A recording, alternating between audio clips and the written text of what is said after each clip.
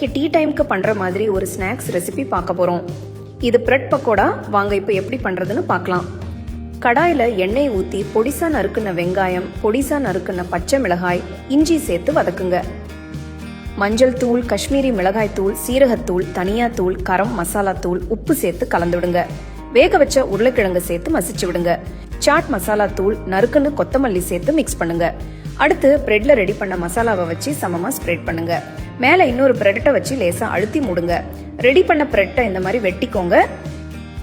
பாத்திரத்துல கடலை மாவு, மிளகாய் தூள், மஞ்சள் தூள், உப்பு, ஓமம் சேர்த்து தண்ணி ஊத்தாம மிக்ஸ் பண்ணுங்க. இப்போ கொஞ்சம் கொஞ்சமா தண்ணி மிக்ஸ் பண்ணுங்க. கொஞ்சமா பேக்கிங் சோடா சேர்த்து கலந்து விடுங்க. ரெடி பண்ண பிரெட்டை மாவுல நல்லா கோட் பண்ணி தனியா எடுத்து வச்சுக்கோங்க. கடாயில எண்ணெய் ஊத்தி சூடானதும் மாவுல டிப் பண்ண பிரெட்டை எண்ணெயில மெதுவா போடுங்க. ஒரு பக்கம் வெந்ததும் அடுத்த பக்கம் திருப்பி போடுங்க. 2 பக்கமும் ஃப்ரை பண்ணுங்க. ரொம்பவே சூப்பரான டீ டைம் ஸ்நாக்ஸ் ரெடி ஆயிடுச்சு. கண்டிப்பா ட்ரை பண்ணி ரசிச்சு ருசிச்சு சாப்பிடுங்க.